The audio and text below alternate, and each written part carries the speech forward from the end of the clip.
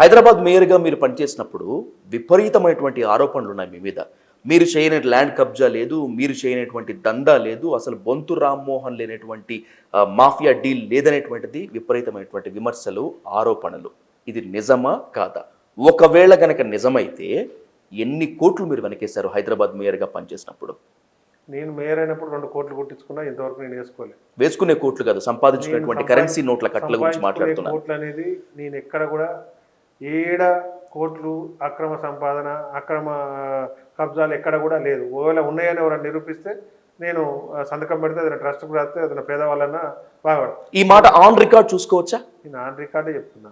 నేను అక్రమంగా నాది కాంది, నాకు సంబంధం లేనిది, ఇంకో వ్యక్తిది నేను ఎక్కడన్నా కబ్జా చేసినట్టు ఎక్కడన్నా ఉంటే కొంతమంది యూట్యూబ్ ఛానల్స్ కానీ, కొంతమంది సోషల్ మీడియాలో కానీ ఫ్యాషన్ కొరకు దానికి ఏదో హైప్ వస్తుందనో కైప్ వస్తుందనో చెప్పే ప్రయత్నం చేస్తున్నారు. అసలు అక్కడ ఎవరున్నారు ఏందని కూడా చూడకుండా అప్పుడప్పుడు చెప్పే ప్రయత్నం చేస్తారు. కాకపోతే నిజంగా ఉన్న వాళ్ళనేమో దాన్ని పట్టించుకొని ఇది చేస్తలేరు.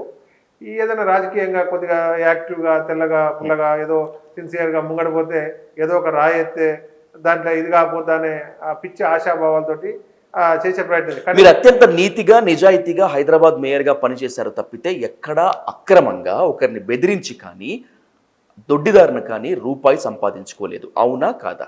డెఫినెట్గా 100కు 1000 వాళ్ళు మీరు అడిగేది, నేను చెప్పేది. ఎక్కడ అవినీతిగా దొడ్డదారుల ఎక్కడ బొంతరామ్మోహన్ సంపాదిస్తే ఇవాళ ఒక చిన్న స్థాయిలో గట్కేసర్ దగ్గర దాదాపు 100 ఎకరాల వివాదాస్పద భూమి ఉంది. అది మీ కబ్జాలో ఉంది. రేపు అది విచారణలోకి వస్తే ఖచ్చితంగా మీరు జైలుకు వెళతారు కాబట్టే భయపడి మీరు కార్కి గుడ్ బై చెప్పి కాంగ్రెస్ తీర్థం తీసుకున్నారు. నేనేమంటున్నానంటే అది దాని ల్యాండ్ ఓనర్లు ఎవరు, ఆ ల్యాండ్లో ఎవరున్నారు, దాంట్లో ఇంకెవరన్నా ఉన్నారా, అక్కడ ల్యాండ్ ఓనర్స్ ఎవరైతే ఉన్నారో అదే ల్యాండ్లో ఉంటారు వాళ్ళు. దానికి ఎవరికో పైసలు ఇచ్చి ఎవరితోటో ఏదో టీవీలో చెప్పిస్తే దాంట్లో నేను కబ్జాలు ఉన్నట్టు, నేను ఇది చేసినట్టు కాదు. నిప్పు లేనిదే పొగరాదు కదా. నిప్పు లేనిదే పొగరాదు, కానీ అక్కడ నిప్పు కాదు, నిజం లేనిదే పొగొస్తుంది.